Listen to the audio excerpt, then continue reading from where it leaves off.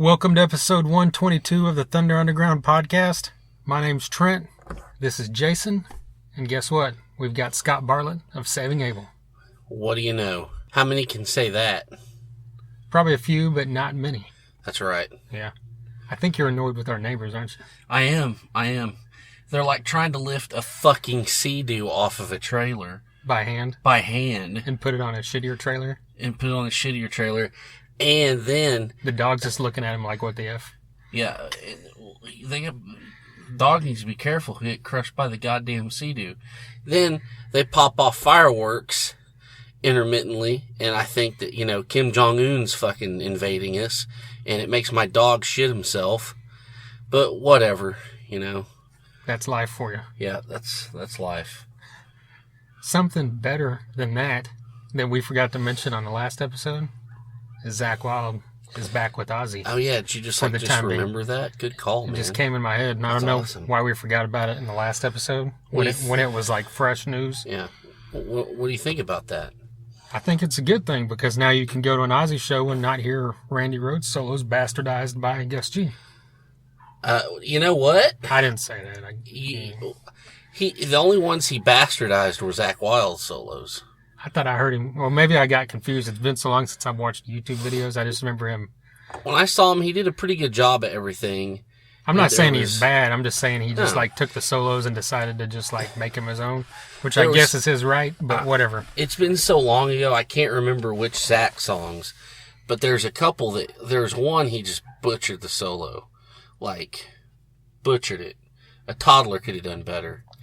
But there's one solo he just nailed spot on. So, who knows, But it doesn't matter anymore because Zakk's back. Yeah. And, they're just announcing it as for this tour that they're going to announce at some point. There's a few festival dates announced so far. It could turn into a permanent thing, Well, aren't they talking about an album, too, in the press release? I didn't notice that. I hope... And if they do that, I hope that they get to just write themselves. Yes. They don't get a lot of outside stuff going on because then it'll just sound generic like the last two ones. Yeah. The last two records, sorry. Yeah, we talked about that on our Ozzy. Oh, yeah. Every album in a row because the stuff he did with Zakk was great until they wrote it and then brought Zakk in to play it. And it sounds good, but the songs aren't there, Yeah, and they held back his playing, not so much, not so flashy, which you can't tell Zakk Wylde to do that. Right. You can't. Yeah. Well, hopefully this comes in our area so we can see Zakk play with Ozzy. Oh, I'd go. Yeah. Last time I saw Zakk with Ozzy was at Ozfest, and it was really far away. So I really want to see a good one. Maybe it'll be Rocklahoma next year. Yeah, that's a good point. Bam. Yeah. Well, speaking of Rocklahoma, we're 3.5 weeks out, basically. Yeah. Or, no, actually 3 weeks on the dot. Yeah. So, before that 3 weeks hits, you can expect a Rocklahoma preview episode. Really? I would assume. We got a lot of shit lined up. Are you still going to hold us to that fire? I would think. We've done it the last 2 years, right? Yeah. It's an annual tradition. Yeah. It's our only annual tradition. That's right. It is. It sounds kind of like you're saying anal tradition. Annual. I thought I said annual. Annual. I didn't know I didn't pronounce it like annual. Maybe. Annual. Maybe it's what I heard. My mind's in the gutter. Yeah. But if that's the case, I just brought this podcast down way low.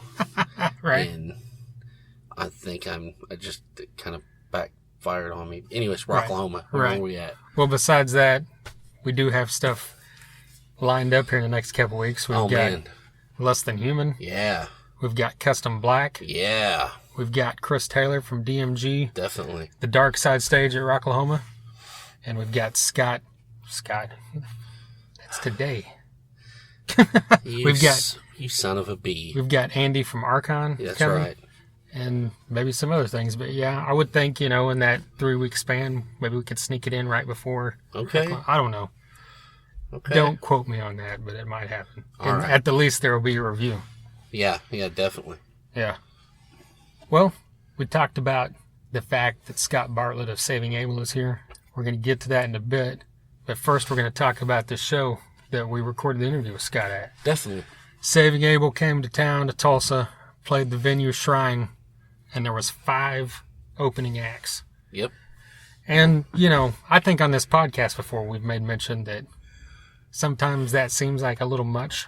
But then when I think about it, in this case, it doesn't really matter because the 5 bands are good. Yeah. And if they're good, then live music is never too much, right? That's right. It worked. It was a great time. And the other thing is, you know, I think about whenever I hear people say there's too many openers or whatever, you got to think Saving Abel's playing a place like this. They're always going to go on at 10 or 11 and play their hour and a half. Yeah. It doesn't matter if there's 1 band or 5 bands before them. Yeah. So the same thing's going to happen. So show up and watch some good music. There you go. And that's what we did. Yeah. So we had Dryvr. Yeah, Dryvr kicked it off. Grind, Chasing Jenny, Wither, and JDT. Yeah. And then, of course, Saving Abel. That's right. So we're just run through these. Okay. First up, well, we want to mention first off, there was a few sound issues throughout this. There were. Throughout the evening. Not the whole show, but 2 or 3 bands had some issues. Some more than others. It happens. Nothing, obviously, that's their fault, but No. just sound issues. You know, and that's... The Shrine isn't known for that. I've been to tons of shows there, and it always sounds great. Yeah. So it was just one of those nights. These things happen, you know. Maybe it's hard to pinpoint, but, you know, maybe it's not for us to say, but these things happen. But, you know, all these guys weathered through it and came out the other end looking badass like the professionals they are. Right. Well, Dryvr was up first, and this was the first official Tulsa show with Eddie Green on vocals. Yeah. They played in Dallas with him for their first show with him, and then, you know, of course, he was still filling in at the point when he played Tulsa at the Lotta Fest. Yeah. When we had seen him the first time with them. We knew it was going to be good because we had seen it once. And kind of like what we talked about that first time, it amps their sound up to another level, because what Eddie did with Even the Dogs was he has that voice that is great melodic metal where he can sing melodic choruses, verses, and then just get heavy as hell as well. Yeah. And that's what he did with Even the Dogs. And that's what he's brought into Dryvr. You know, previously Dryvr just had clean vocals, which was great, but there was a couple of their new songs they were playing where he brought the heavy, and it sounded great. Yeah, it sounded amazing. It was just next level shit, and it's kind of like where you kind of want a band like this to go. You know, musically, these guys are just perfect heavy metal. Just heavy metal. I mean, you know, if you like, you know, if you like the Metallicas and the Megadeths and the, you know, the Judas Priests and this kind of stuff, this is your kind of thing. And, you know, Eddie just kicks it up a notch. Yeah. And that dual guitar attack they got Definitely. with Jude and Nathan, you know, is Yeah. always excellent. And this whole band is excellent. Yes, they are. You know, Robin and Mike, of course, too. It's just one of those bands that you love seeing live, and now, like I said, even more so, because it's taken him, you know, Mike has even said that it's going in a direction that he had hoped it would go. And here they are. They got the perfect singer for it. Definitely. So look for more from them. And, of course, you can go back to episode 111 and find out all the behind-the-scenes details on this. That's right. We had Eddie and Mike on here. Well, I don't know. It's been a couple weeks. I'm forgetting the exact order, but was Chasing Jenny second, or was it Grind? I think it was Chasing Jenny. Okay. They're one of the ones that the sound issues kind of hit hard. Mm-hmm. But like I mentioned earlier, that's not their issue. I mean, that's not their fault. This is a good band. We've seen them live more than once. Yes. We know they're good. You could hear her voice, and you could hear that she's singing good. You could hear his guitar kind of, but that was the major issue to me was I moved further in the back thinking maybe I could hear a little better, and I could kind of, but still, it was just something going on. It was just one of those nights where, unfortunately, but they played through their set, and what you could hear sounded great. Yeah, well, and like I said earlier, you know, you power through that. That just shows your professionalism. Yeah. You know, they're another great band to check out. They're kind of molding their own little thing where it's a mix of that kind of 90s alternative rock sound mixed with like a classic rock sound and a hard rock thing, just all kind of mixed together. Great female vocalist, great guitar work, and you know, check them out. They're out of Oklahoma City. Definitely. Well, then we had Grind, I think. I mean, yes. Like I said, order doesn't really matter. We're just talking about these bands. Yeah. Grind, we've talked about many times. We've talked about having them back on here. It's been way back, I think, like episode, it was 40-something. We got to do it. So we're way back there. This is another band that's kind of setting himself apart in the scene, I think, because while everybody else tends to be really heavy or really one thing or the other, Grind sits there as just that full-on swagger rock and roll hard rock band. That's right. I mean, I can't tell you how excited seeing this band live makes me feel. I mean, they're like you said, they're not metal. They're just good hard rock. I mean, and you know, it's a nod to the classic roots of, you know, hard rock without being lame or copying anything. I mean, it's just it's a meat and potatoes rock and roll. I mean, it's got, like you said, swagger. It's got groove. It also hits hard. I mean, you know, I've said this. I told them this. It's like every time I see them, I want to start a band. Right. You know, that's just what it inspires you to. It makes you feel like a 17-year-old kid again. I mean, they like all the same stuff, you know, the fucking Karabi era Motley Crue and the old Van Halen. And I mean, it's just, you know, it's just fucking great, man. I mean, I could go on, but I already sound like a stupid fanboy, so, right. You know? Well, one thing to point out during their set is there's two guitarists. Dale, the singer, also plays guitar, and partway through their set, CJ's amp went out. Mm-hmm. And this is another thing that went in with the sound issues of the night, because he thought it was completely blown, but he said when he plugged it in when he got home, it was perfectly fine. So yeah. Just goes into that whole evening. But the fact is amp went out, and the band, you know, was kind of covering, waiting for him to come back in, and then he couldn't get it going, so he walked over and motioned to Dale. Dale took off his guitar and handed it to him, and he whipped out the solo. There you go. And it went seamlessly because these guys know what they're doing. And the other thing is, if you weren't watching, if you were just sitting at the bar not really listening, you would never know that happened. That's how seamless and smooth it is. Yeah, I mean, that's some things you got to do sometimes, you know, as a working band, is you've got to make these adjustments on the fly. You never know what's going to come at you. I mean, you've seen major acts do it, so it's always refreshing if you see someone on this independent level do it like a major act would. Yep, exactly. I mean, it was just, to me, it wasn't a detriment to see. It was just a cool thing to see, you know, something different. And, you know, I'm just even more impressed. So, yeah, there you go. And Dale mentioned after the fact, he's like, hey, that was kind of nice not having to worry about anything other than singing, right? Hey, there you go. Maybe they're onto something. Well, they've got a show coming up, actually, this 2 days from now, this Saturday, at Billy and Renee's. They're playing with Machine in the Mountain, Not in Public, and Reliance Code. Yeah. Another great lineup. That's right. You know, that's just one of those things where we talked about all these bands a million times, put them all together, you know you're going to have a great night. Yep. They're also playing May 20th. Yeah, at the Vanguard with Oklahoma Hombres and Skytown, and I think there might be a fourth band. Stanley's Revenge. Oh, nice. Yeah. Yes.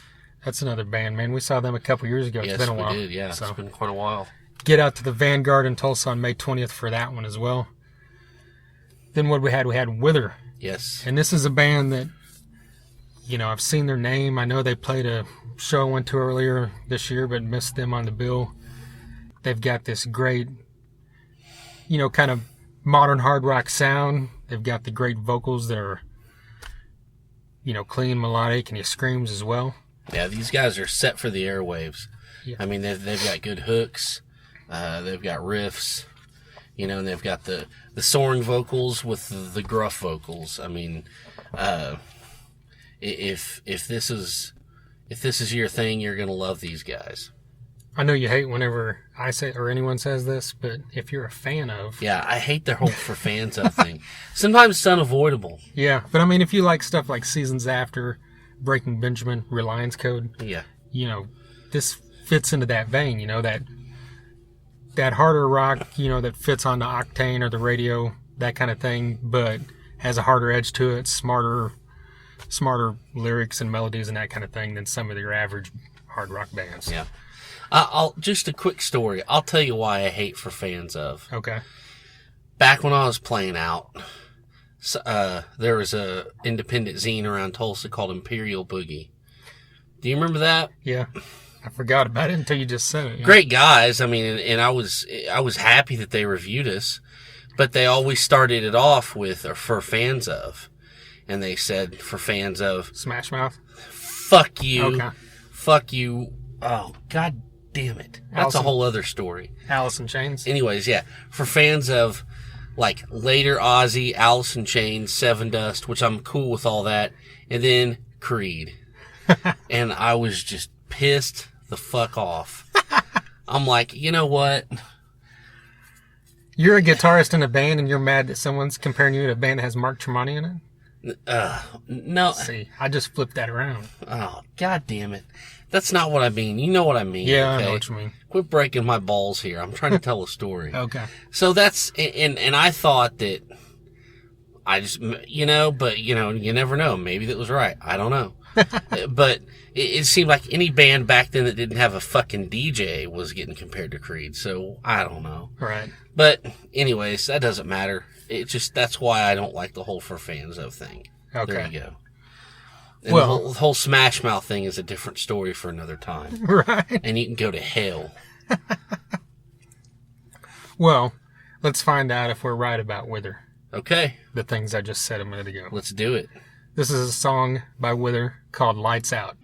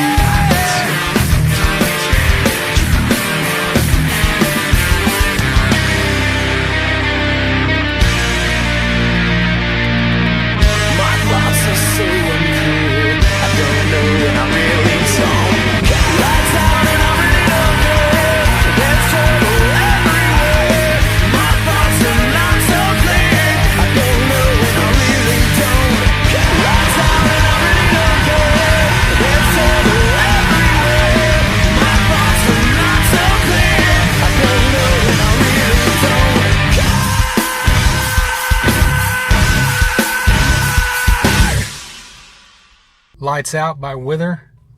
Check them out on Facebook. Give them a like. You can find them on Reverb Nation. They've got other songs up as well. There's a lyric video for that song. Check it all out. Like I said, great catchy song with great vocals, great guitar work. You know, it's cool. It's what you want from a heavy rock band, I think. Well, yeah. What else do you need? I mean, really? Yeah. You know? Definitely. That's right. They've got a show coming up May 17th in Oklahoma City at Thunder Alley, opening for Through Fire. Okay.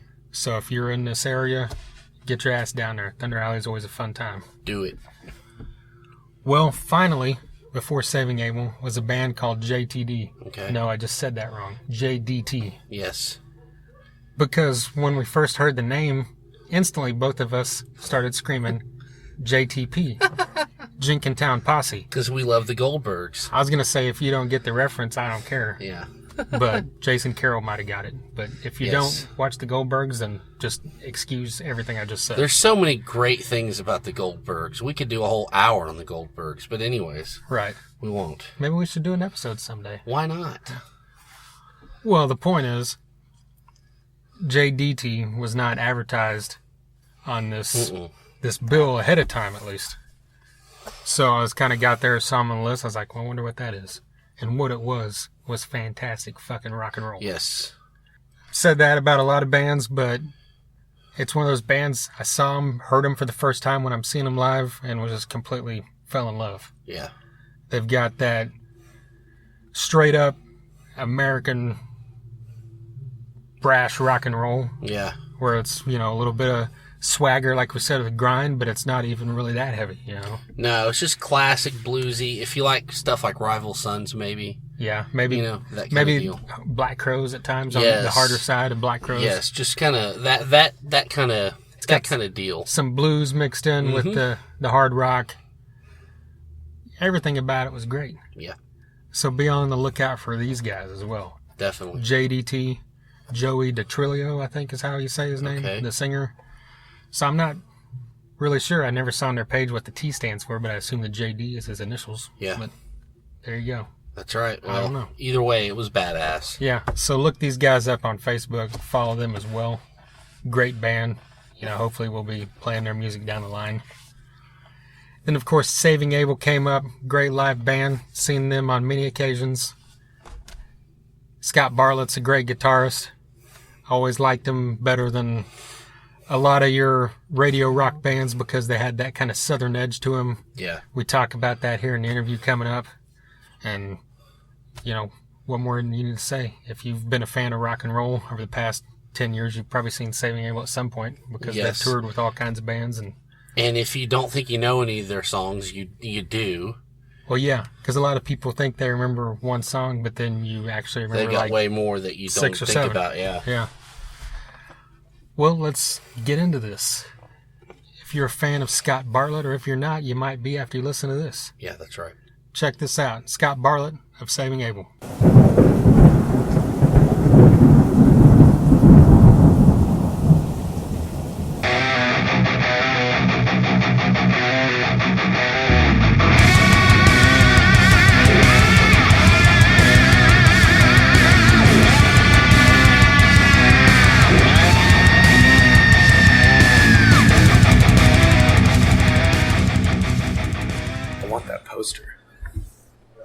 Saving Abel one on the mirror.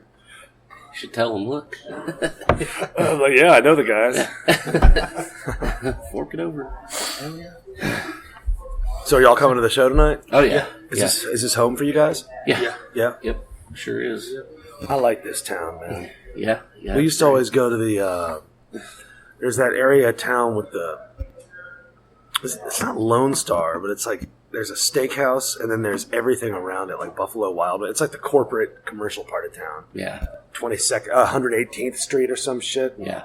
Yeah, that's like, I bet that's like way south of here. Yeah, but it seemed like it was like the main drag. Really? It was like a long... Memorial, probably. Oh, okay. Maybe and like out there where the movie theater's at. Oh, yeah. Got all kinds of stuff. We used to hang out down there all the time. And it got to be where it was like our days off were there. So we'd get hooked up with drinks every time, you know. I think there were a few fights. It was just a good time. It was like 9 years ago. Yeah, this downtown 9 years ago was desolate.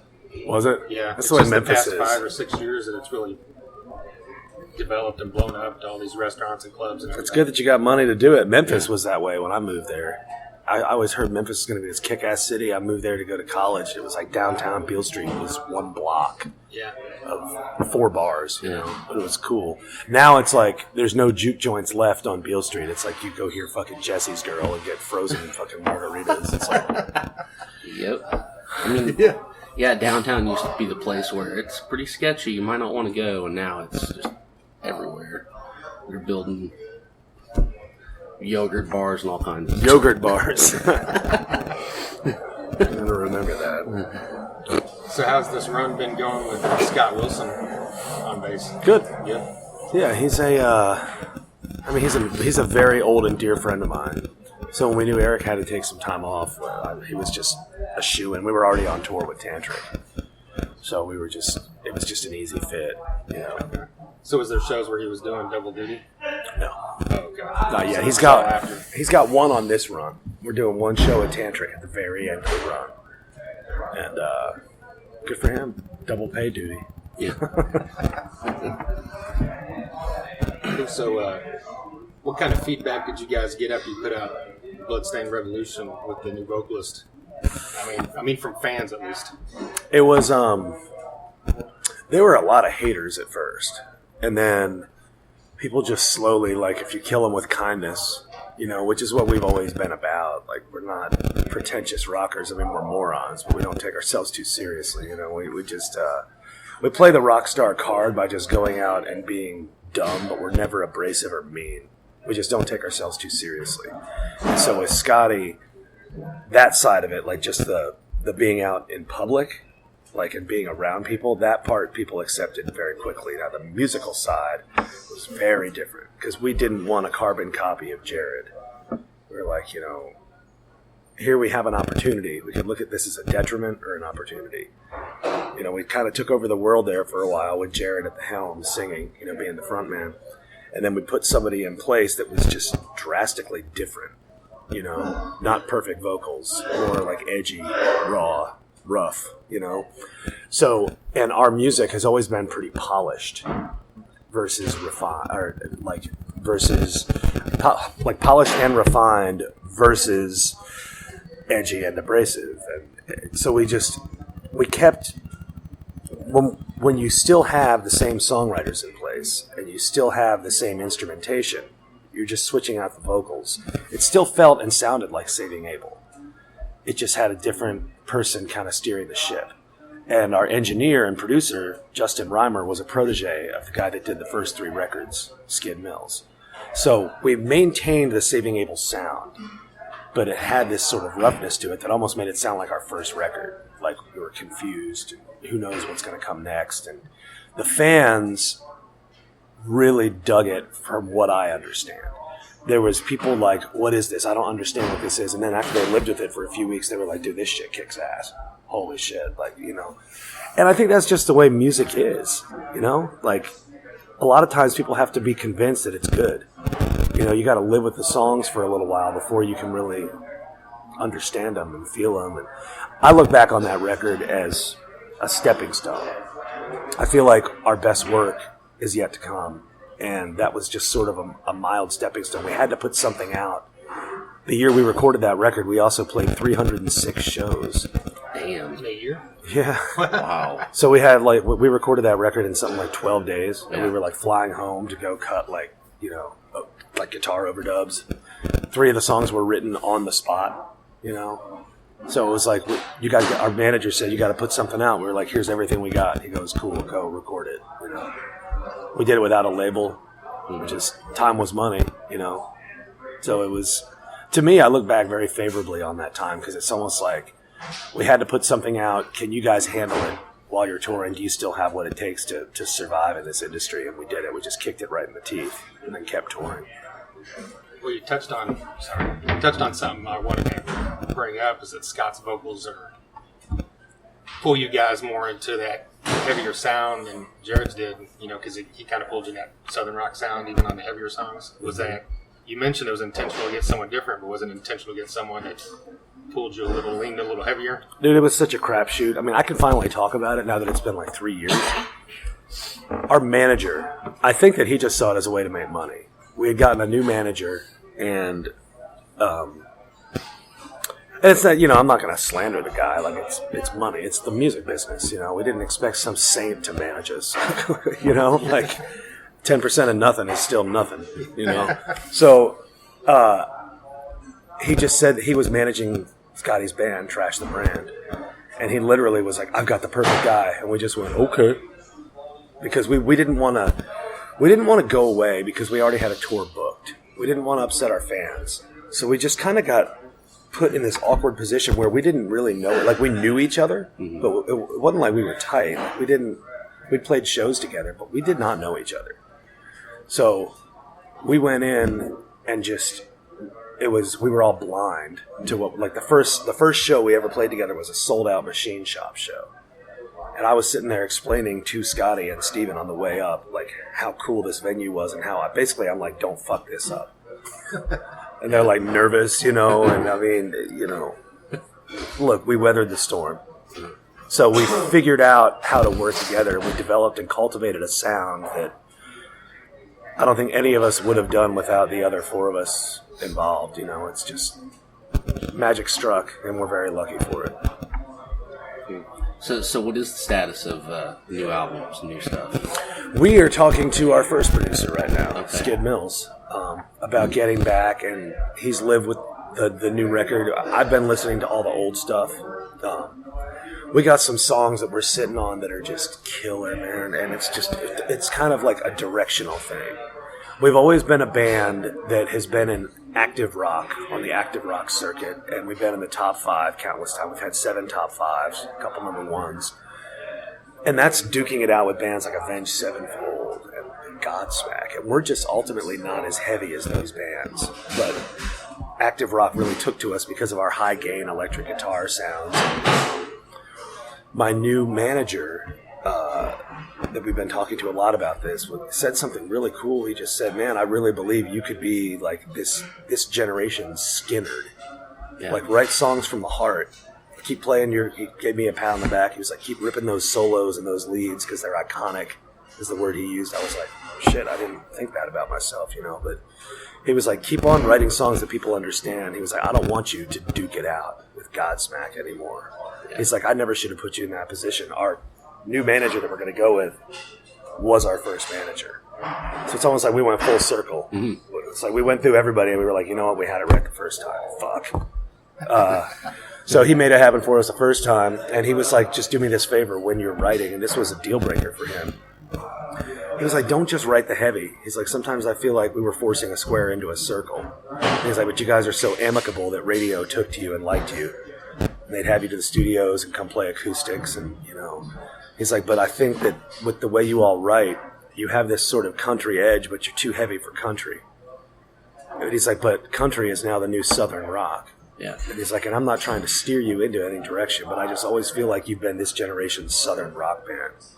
So work on that, will you? And I was like, yeah, all right. So we're in there writing songs, we're writing ballads, and then I'm writing heavy parts over it. And the writing process hasn't evolved too much. We're still headstrong cocksuckers, man, that drink too much whiskey and fight.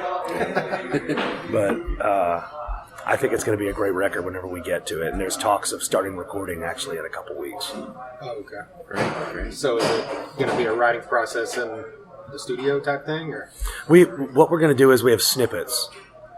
I'm very guilty personally of like starting an idea and then going way too far with it to where once somebody wants to collaborate, I'm like, fuck you, this is my, So instead, and Jason's the same way.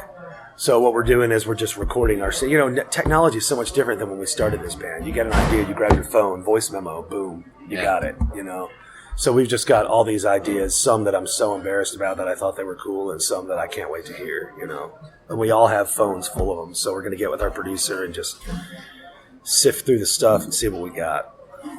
Nice. Do you do a bulk of the writing, or is it kind of a collective effort? I do I'm always like the guitar guy, and then I have like 2 or 3 cuts on every record. Jason's more of our hit writer, but he's welcomed me into the hit writing circle, for the first time. So we'll see how that goes. How do you know if it's a hit?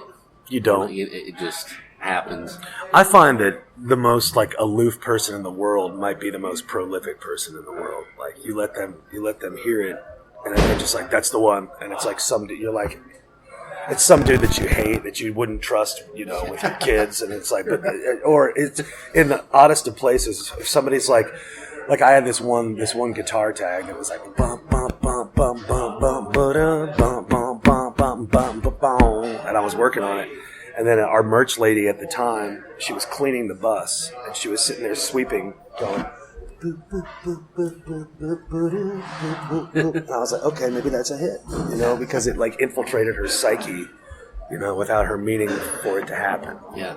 So none of us ever know if it's a hit, because songs are really tough. You have to remove yourself from it. Like for me, songwriting is very personal. So I might be like, this song has to be out, and people have to just be like, look, I hate to tell you this. I know it's very personal and intimate to you, but it's shit. I'm like, oh, okay. Well, if it's shit, let's not put that out there.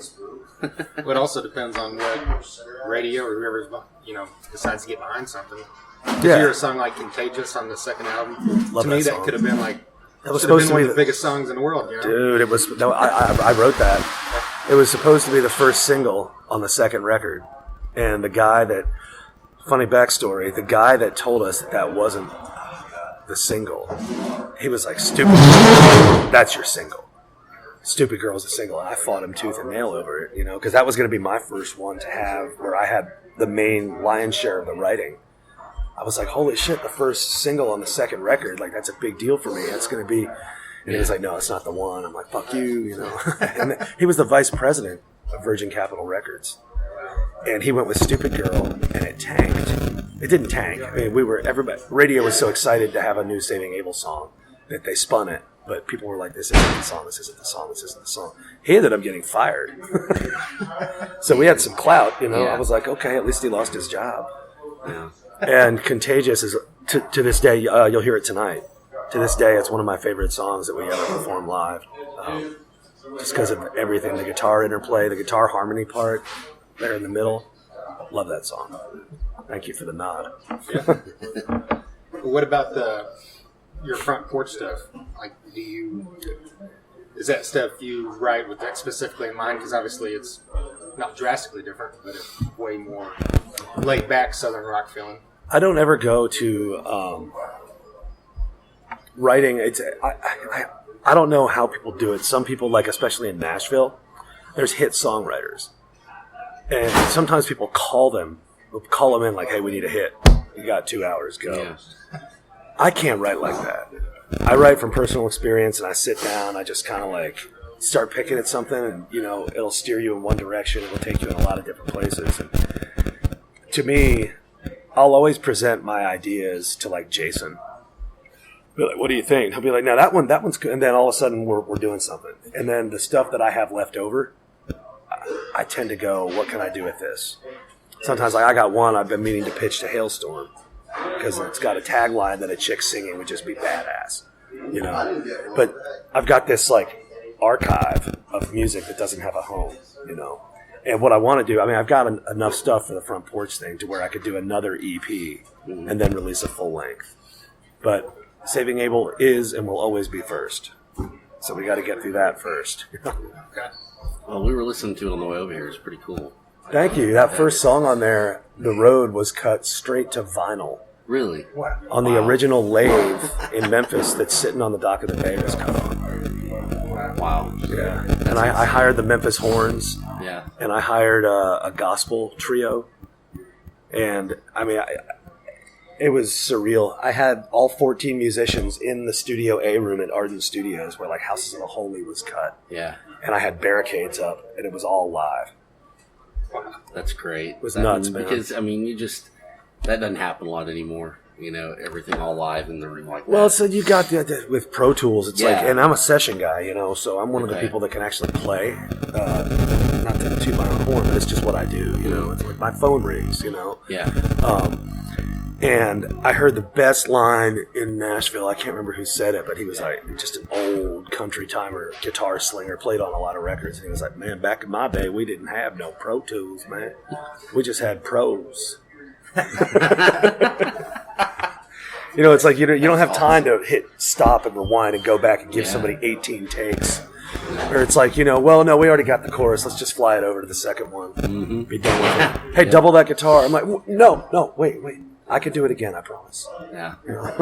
Yeah. No, I mean, what you just said, carry that guitar over here. I mean, that takes, like, the feeling out of it. It sucks it out of it. Yeah. And there's an entire generation of kids that don't even know anything about that. Yeah. Yep. Scary. Very. Well, talk about your SB Creations and how that idea came about. That idea came, I'd say 7 years ago, maybe even 8. A very good friend of mine, we're sitting around. I didn't have as much ink back then. Like, he and I had been friends for a long time. And I hadn't seen him in 2 or 3 years. And he comes up on the tour bus. We're drinking whiskey, hanging out. And he's just like, dude, fucking look at you, man. He was like, I can tell you did it. And I'm proud of you. As an old musician friend of mine who I'd play with. And he was like, I can say you did it all day long, but look at you. It was like, you did it, man. Like, what the fuck? You're all tatted up and everything. And I was like, yeah, like this one means this. And I was like, this means rock and roll in Latin. And he and I just got to bullshitting, and it was like, we should put that on a shirt. Yeah. And then just drunk talk, Like, everybody does that when they're drunk. Yes. We should put that on a shirt. Yeah. And then a month later, he calls me, and he's like, do you remember when we talked about that? And I was like, kinda, yeah, I think. Yeah, I remember that. He's like, what if I told you I had an investor and we could really do it? And I went with it. We had a company called Tatco. And we did, we had that company for about 2 or 3 years. It was an acronym. It stood for the Artist Tattoo Company. And what we would do is we would endorse other artists. And, I would call up friends of mine, some of the guys from Shinedown, Seven Dust, Buck Cherry, and I'd be like, look, I just want to help you make a little extra money. What if I start making you clothes based on your ink? And they were resoundingly like, fuck yeah, but the business model just wasn't sound, and I was too young. I didn't really understand what was going on. 1 or 2 of the business partners that were involved kind of maybe were just using it as a crutch to go out on tour, come out and hang out with Nickelback and Seven Dust and all these bands and run around and shake hands and be part of the scene and just use my name the whole time. So that kind of burned me out on the whole thing. And what I did was I let the company just dissolve from inactivity about 4 years ago. And then about 2 years ago, I resurrected it under another name. And so now it's entirely my company, SB Creations. And my original partner with this, I put all my own money into my company. And so all the profits are mine. But I told him if I can ever take it next level, he and I are for real partners, and it's just him and I, nobody else, And he and I still talk regularly. He's proud of me and everything. There's no angst there, So I can sleep at night. So is everything you do with this your own designs, or you have someone helping you? Here's my thing. I'm a guitar player, singer, songwriter. I am far away from being an artist. Stick figures are a challenge for me. I'm embarrassed to sign my name because of what my penmanship is. I got 2 degrees, but I can't write for shit. So I have all these great designs on me because I have a very active imagination. And I can really spell out to a tattoo artist what it is that I want and what I want it to represent, what I want it to look like. But I can't draw it myself. So they draw it for me. I make sure that the artist that I'm working with knows that I'm probably going to end up using it as part of a design. And if they want credit, I'll give them credit. But it's still my business, my money. I'm going to be the one making the profits. And they're all cool about it because word of mouth goes a long way. And I'll give them props on social media, and I'll send a lot of people their way. Other rockers. And it's been a lot of fun, man. It's been a lot of fun. It's been very hard work. But I sometimes feel like if I didn't have that, or if I didn't have the front porch stuff, Saving Abel would consume me. Because I'm a very hard worker, and the music business isn't always ready for that. hurry up and wait business, honestly. So it's been good for me and like my overall psychosis.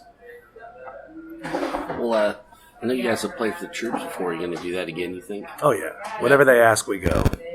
Yeah. We missed we got offered a Motley Crue tour. Wow. Like a first leg of the tour, and we said no because we had 2 shows that coincided that were overseas for the troops. But you got to go. You got to do that. I don't want the credit for it. I just, it's like if they ask, we go. Definitely. What kind of experiences do you have from that? Anything crazy or just like great stuff meeting the troops? And I met this kid. I say kid. He was like 24 at the time. He ended up as a VIP meet and greet guest. He came in the dressing room and he just gave this big like we're supposed to know him. And I was like, "Hey, bud, what the fuck?" Hey. And he ends up explaining to us. He's like, "You don't remember?" And I was like, he's like, "Afghanistan." And I was like, "Oh God, a lot of things happened in Afghanistan." And he was like, "I brought the colostomy bag." And I was like, "Oh God, that was you." He was a troop. He was 20 years old, and you couldn't drink on the base in Afghanistan. So we had a contract and a hospitality ride. And it was like, you will get your 5th of Jack Daniels. What are you going to tell the U.S. government? Like, we're not going on stage without our Jack Daniels. So he heard about it, and he came in with a colostomy full of Jack Daniels. And we were like pouring it in cups and shit. That's great. And he was like, "That was me." I was like, "Oh my God, dude." I mean, we have more like heart-wrenching stories than that, but that's the fun one that sticks out. Yeah. We played on active aircraft carriers. We got granted permission from Obama to fly into Guantanamo Bay. Wow. Play for the troops. So it's been a whirlwind, man. Like we've been very blessed. Well, the Make America Rock tour again last year, did everything go great on that? Oh, yeah. Were any of the bands you guys had played with before? Yeah. Great friends. Saliva. Some of my best friends to this day. Yeah, that tour was a lot of fun. That's all I'm going to say about that. Nice. Appreciate it. Yeah, appreciate it. Rock and roll, Thanks, gents. man. Thanks. Scott Bartlett of Saving Abel, lead guitarist, founding member. There you go. Thank you to him for taking the time out of his day before the show to talk to us for a bit there. I mean, what did we learn? We learned that you need a colostomy bag full of whiskey at Rocklahoma. That's right. Yeah. I mean, don't we all? Yeah, we do. Well, there you go. So I'm going to get on it. We learned new tactics there from Scott. That's From right. fans of Saving Abel that Scott talked about.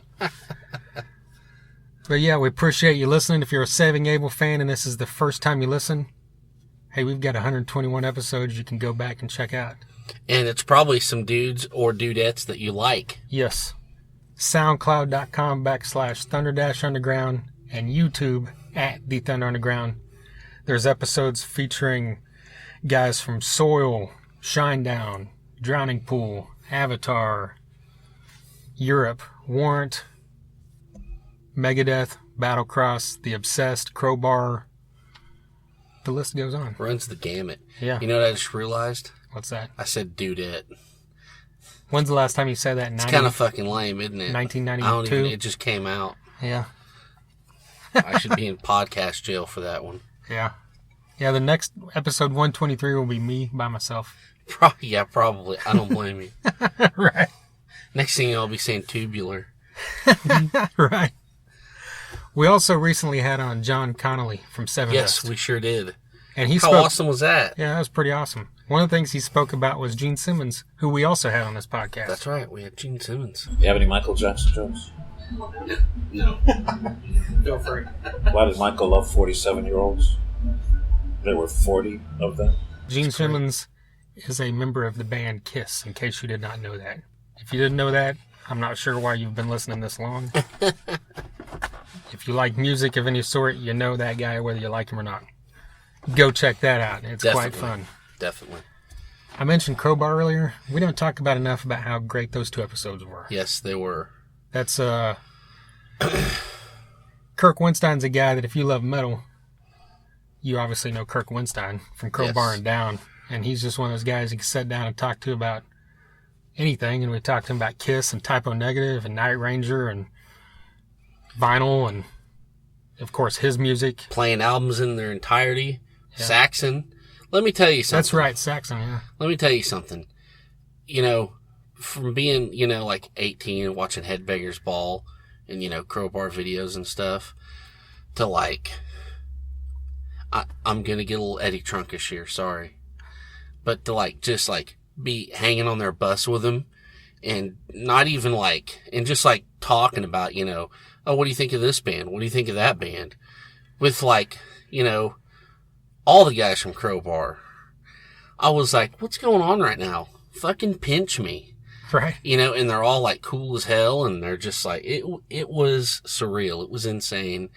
Probably still my biggest highlight of our podcasting. And Matt has a Saxon tattoo, right? Yes. No, he had the shirt. Oh, he had a shirt Kirk on. had the Saxon tattoo. Okay. And he showed us. And That's right. I mean, it's just, it was nuts. So, yeah, there you go. Go back and listen to those. They were a blast. Definitely. It wasn't like you weren't nervous or anything because they were such down-to-earth guys. I mean, I could die now. It'd be okay. You know? And he'll be back on here at some point. I'm sure they will. You. Yeah. They are amazing human beings, the whole camp. Right.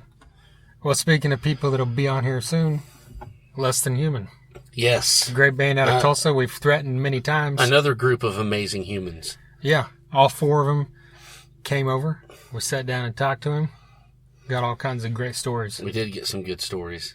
Andy from Archon out of Oklahoma City, one of the finest metal bands in the state, Yes. came over, sat down and talked to us for quite a while. Dude, if you put a radar gun on Andy's fingers when he's playing guitar, he would probably get all kinds of fucking speeding tickets. Seriously. You got to remember that for his episode. I will. We'll talk about that I for will. people that know him that aren't I listening mean, right now. to watch that guy play, it's like, I'm going to go home and break my fingers. I should never play again. There's no point. Right. Well, that's coming up, and he's opening, his band, Archon, is opening for Superjoint, Battlecross, and Child Bite in Oklahoma City at the Diamond Ballroom on May 13th. So if you're in the Oklahoma City area, hit them up and buy tickets from them. If you're in the Tulsa area, hit up Kyle Williams and Smoke Offering. Yes. They're selling tickets as well. That's right. And they're like, I think it's like $15. Yeah, so you have no excuse. We're going to fucking be there. Yeah. That's a great fucking bill. We would go there for Smoke Offering and Archon. That's right. Yeah, definitely. But the fact that those two are there with Phil and Superjoint and Battlecross and Child Bite, Yes. that's like a perfect evening of heavy metal. I listened to 2 Child Bite CDs today. Wow. Badass. I can't fucking wait to see them again. I listened to Life of Agony, of course. Of course. For the Hey, I listened to it like 3 times yesterday. Yeah. That's okay. I also listened to, here's random news, Richie Kotzen's new CD. Oh, finally. yeah, that's out. That's out. Fucking phenomenal. Yeah. You know, I bet. you don't expect anything less than phenomenal from this man. Yeah. He's one of the greatest musicians on this earth. But if you like the Winery Dogs and you've never checked out Kotzen's solo stuff, some of the songs sound like Winery Dogs because if it's a little bit heavier, you can't avoid it because of his guitar and his voice. But then there's other songs that are laid back and bluesy, and it just runs the gamut. And this new album is the same way. Yeah. Check it out. You know what I listened to yesterday? What? On the way to the Stowe Still. was Custom Black. Nice. The Custom Black CD, and we just saw them too. That's a 7-song CD that is perfect, all killer, no filler. That's, yes, it's all killer, no filler. That's a great hashtag, and it's also what I like to call a ball squasher. A ball squasher. That's right. In a good way. Yeah. If Okay. you're listening to this the day it drops, Thursday night in Tulsa, May 4th, May the 4th be with you, Yes. is the theme of the show. Yes, I just saw this. At Billy and Renee's with Had Enough, Black Jelly Bean, and the Peeps, and then Altar Blood. And there's Yes. a few other like DJs and Yeah. EDM and some. It's just like this folk guy, I think. It's just like a weird mix of people, but Black Jelly Bean and the Peeps features Chris of Porch Talk with Chris and Laura. Yes, definitely. So definitely get out there and check that out. And he's a drummer, but I think he plays guitar in that band. And then Nice. Of course, Alter Blood was just on here. We just had them on, so check that shit out. Yeah, they were on episode 121, the one right before this. Gotcha. And then Corey from Alter Blood was on Porch Chalk the very next, or the same night, actually, that interview came out. So he's just making his Tulsa media rounds. There you go. You got to. Yeah. So, yeah, check out Alter Blood. That's another one. Episode 121. They should have new music coming here shortly. Heavy metal. That's what we like to talk about. That's right. Heavy metal. Right. Well, I think we've rambled a while. Like I mentioned earlier, YouTube is at The Thunder Underground. You can find the podcast on there or SoundCloud. But also YouTube has several reviews of albums, shows, concerts, that kind of stuff. And then we've got every album in a row that features us talking about a band's entire catalog from the first song to the last. We've done it on Ozzy, Van Halen, Metallica, Megadeth, Guns N' Roses, Pantera, Motley Crue coming here soon. God, we still haven't done the Motley Crue one? No, we've got so many. Damn, I've listened to all of them. We're pumping out them all. 2 podcasts a week now, so I'm just like, if busy. we put that out, people might not pay attention. I'm done with Kiss already. You haven't even started. Right. Fuck. We've got Kiss and Life of Agony coming soon on that as well. We're gonna do it. I didn't listen to Unmasked for nothing, damn it. Right. Okay, you understand me? I didn't listen to The Elder for my health. Okay? So we better fucking record this soon, or I'm gonna be one pissed off fat man. I'm going to tell Gene Simmons that you don't like The Elder. I'm sure it's not the first time he's heard that. Yeah, I'm sure some drunk, crazy fans told him that a few times in his life. They should make a Kiss meets the Phantom of the Park sequel. They should. You know what they should do? They should re-record The Elder. It would be a smash hit. Yeah, with Tommy Thayer on guitar, it'd be perfect. Yes. The Elder, every time I've heard The Elder, I think, man, this would be better if Tommy Thayer was playing. Well, that's the only thing that was missing. Definitely. Yeah. You know, they should re-record it with Mark St. John. Okay. Anyway. Speaking of Kiss. He's dead. Yeah, that's what I was... Okay. I'm a dick. Speaking of Kiss... Are we done yet? No, Vinnie Vincent from Kiss is now living as a woman in Nova Scotia or somewhere. That's okay. Yeah, but it's just random... Don't talk shit. I'm not. It's just random news that came out. So I'm throwing it out. I don't know. Random news. I've only seen like one story about it, so it could be bullshit. But hey. You never know. If you've wondered where Vinnie Vincent has been for a while, because I know Mark Slaughter did that interview last year, saying that he hasn't heard from him since the last time they walked off stage in 1989 or whenever it was. So it's just the guy disappeared. Now we know. Why didn't they put Tommy Thayer in the Onk makeup? The what makeup? The Onk. Oh, yeah. That Vinnie Vincent had. Why not do that? I don't know. Because people don't remember that, except for you and diehard Kiss fans? I guess so. I don't know. All right. Well, now we're done. Thank God. Until next time. I'm going to go get my cardio in. Thunder Underground, y'all.